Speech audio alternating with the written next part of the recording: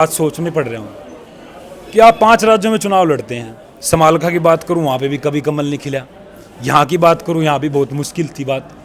तो जहाँ पर आपके ऊपर सरकार की या बीजेपी सरकार की मुख्य नज़र है क्या, जहाँ पे सीट निकालना मुश्किल है, वहाँ पे आपको उतारते हैं। ऐसा उतार के जाना है और फिर दोबारा इस दुनिया में नहीं है। करतार सिंह भड़ाना भी मुख्य मतलब भगवान की कृपा है। विशेष मैं तो बाप हूँ उसका भाई, मैं तो उससे ज़्यादा ही करूँगा। माँ पे पूत, पिता पे घोड़ा, और घड़ा नहीं तो थोड़ा थोड़ा। मेरे से तो 19 ही रहेगा, चाहे कितना भी कर ले। पता नहीं क्यों कृपा करते, बड़े दिल से आवाज़ निकल रही। तो वही उनकी जो आवाज़ है ना, वो कई बार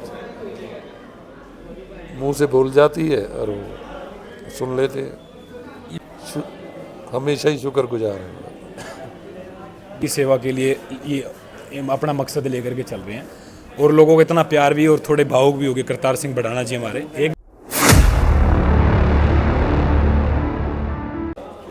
नमस्कार दोस्तों, एनडी हरियाणा चैनल पर आप सभी का स्वागत करता हूं। और समालखा से सीधा मैं यहां पे पहुंचा हूं और करतार सिंह भड़ाना जो पूर्व में मंत्री रहे हरियाणा में, तो मैंने इनका इंटरव्यू समालखा विधानसभा चुनाव से पहले किया था।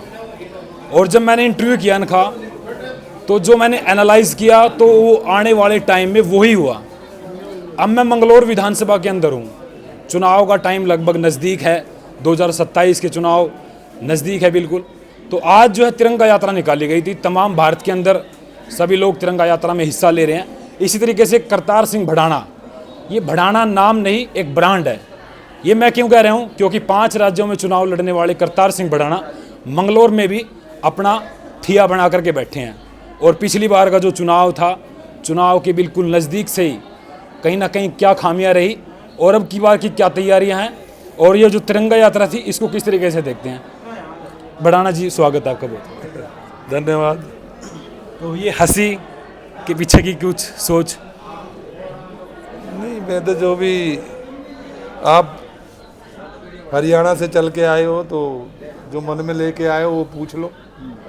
अच्छा भड़ाना साहब, मैंने जब आप यहाँ से हार करके समालखा विधानसभा पहुँचे और आप कहते हैं कि भी समालखा विधानसभा तो मेरा घर है और आपने बड़ा प्यार दिया वहाँ पे, तो मैंने जब चुनाव से पहले ये पूछा था आपसे कि क्या यहाँ पे टिकट जो है मनमोहन भड़ाना का पक्का होगा, और जब वहाँ के लोग कहते थे कि भी टिकट तो भड़ाना साहब की गोद में है, ये क्या मानते हैं आप? मतलब ये लोगों की जो सोच है आपके प्रति, कैसे सोचते हैं आप? लोगों का प्यार, लोग ही तो देते हैं टिकट, लोग ही दिलाते हैं टिकट।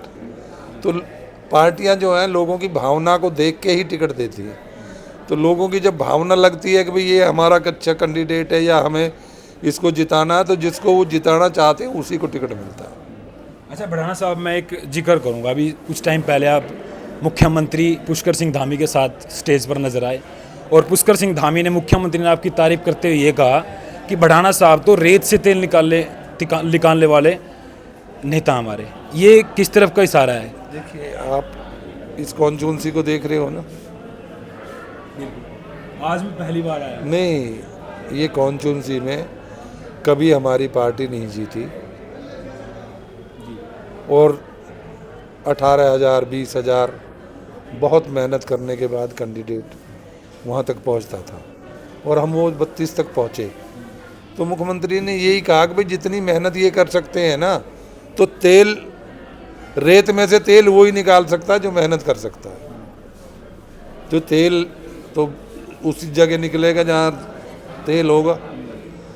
तो जिस कॉन्स्टिट्यूंसी में हम जाते हैं ना, उस कॉन्स्टिट्यूंसी में उतनी मेहनत कर देते हैं। वो मेहनत करने का ही इशारा था कि भाई ये तो जहाँ पे भी जाएंगे। उन्होंने साथ में ये भी कहा ना कि बंजर भूमि को भी उपजाऊ बना देते हैं। तो मेहनत से उनका ये इशारा था कि भाई जितनी मेहनत ये कर रहे हैं ना, शायद कोई कम ही लोग करते हैं। अच्छा भड़ाना साहब, मैं एक बात सोचने पड़ रहा हूँ कि आप 5 राज्यों में चुनाव लड़ते हैं। समालखा की बात करूँ, वहाँ पे भी कभी कमल नहीं खिला। यहाँ की बात करूँ, यहाँ भी बहुत मुश्किल थी बात। तो जहाँ पर आपके ऊपर सरकार की या बीजेपी सरकार की मुख्य नज़र है क्या, जहाँ पे सीट निकालना मुश्किल है, वहाँ पे आपको उतारते हैं? ऐसा कुछ नहीं है, लेकिन यही है कि मैं शुरू से ही बीजेपी अलायंस या बीजेपी में ही रहा हूँ मैं कांग्रेस में कभी रहा नहीं हूँ, और सच बात ये है, मुझे प्रभु ने ऐसे घर में जन्म दिया है कि देश में 17 सीट ऐसी हैं एमपी की कि मेरी पार्टी मुझे वहाँ से लड़ाए तो मेरा मालिक ना हराए, कोई हरा नहीं सकता। तो भड़ाना साहब अब की बार का मंगलौर का चुनाव कैसे देखते हैं? वैसे तो जीत तो बिल्कुल नज़दीक थी। ये देखिए, वो तो ऊपर वाला जानता है, क्योंकि जीत हार तो ऊपर वाले के हाथ में है। लेकिन ये है, मुझे ये पता है मेरे लोग मुझे प्यार करते हैं, तो मैं कहता भी यही हूँ, मुझे तुम प्यार करना मत छोड़ना, कुछ देना ना देना, लेकिन प्यार करते रहना। तो वो मुझे मिलता है, मेरे मालिक की कृपा है, मेरे लोगों की कृपा है। भड़ाना साहब का चुनावी मैदान में रहना, यह क्या सोच है? मतलब क्या सोच है इसके पीछे की लोगों की भलाई करना या फिर अपना निजी मकसद? देखिए, जब कर्ज उतारना है, हम सब कर्ज लेके आते हैं, कोई माँ का, कोई बाप का, कोई भाई का, कोई साथी का।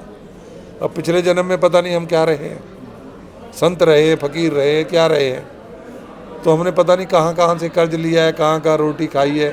कर्ज जो है ना, संस्कारों का भी है, प्यार का भी है। बहुत से लोगों ने बहुत प्यार किया हो, वो भी एक कर्ज है। तो वो प्यार दे के प्यार का कर्ज उतारा जाएगा, अन्न दे के अन्न का कर्ज उतारा जाएगा। तो अपनी जो सोच है, वैसे ही राजनीतिक में सोचे ना कोई समझता है, ना ज़्यादा करनी चाहिए।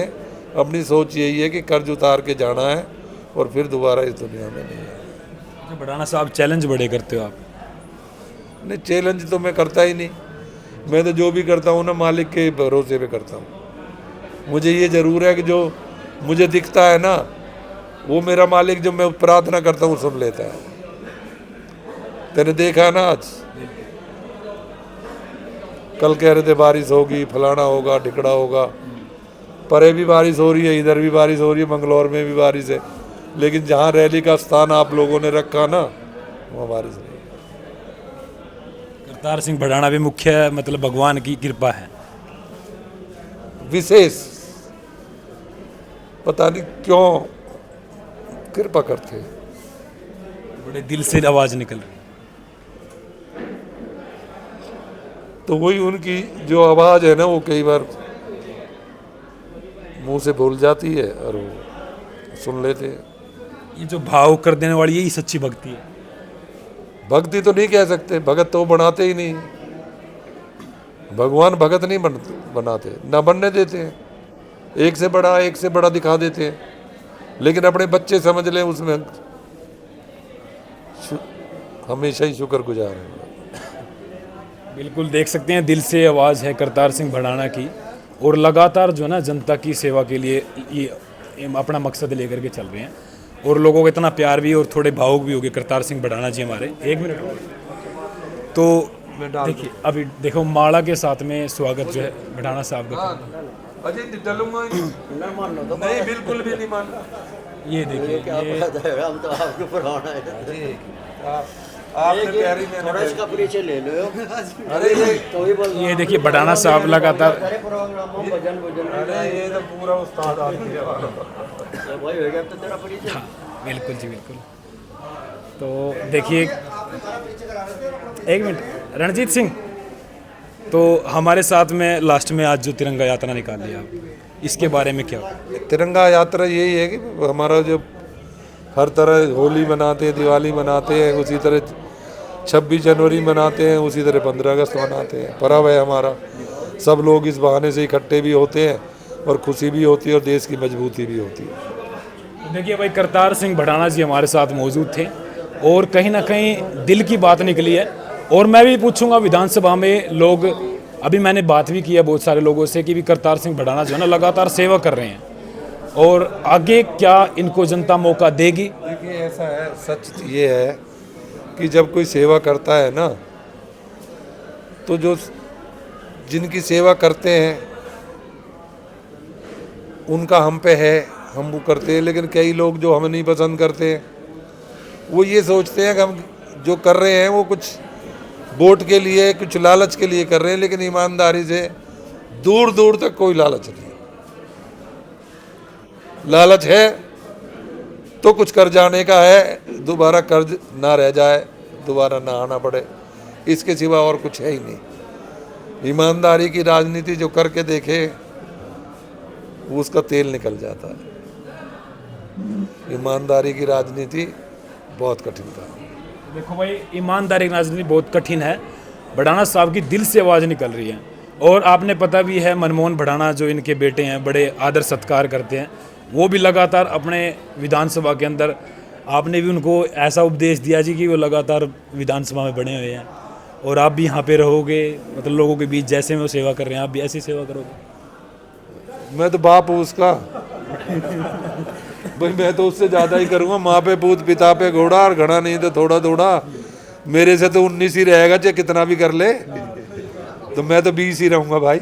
मतलब ये कह रहा हूँ ना, क्योंकि समालखा विधानसभा में कुछ लोगों ने उस टाइम पे बात चलाई कि भाई यहाँ से तो बन करके चले जाएंगे। नहीं, बन के हम कभी जाते ही नहीं है। हम तो जब जाते हैं जब हमारा कर्ज उतर जाता है, नहीं तो हम वहीं रहते हैं। कोई कॉन्स्टिट्यूंसी जिसमें मैं गया हूँ, ज़्यादा तो मैं नहीं कहता, लेकिन कोई कॉन्स्टिट्यूंसी ऐसी नहीं होगी जिसमें 20,000 आदमी मुझे पसंद नहीं करते होंगे। मतलब 20,000 आदमी, मतलब बिल्कुल आप वो मेरे जाने के लिए इकट्ठे हो रहे हैं। क्या? कहाँ जाने के लिए? जो कहते हैं आदमी जिस दिन जाता है ना दुनिया छोड़ के, उस दिन पता लगता है कि ये इंसान अच्छा था या बुरा था।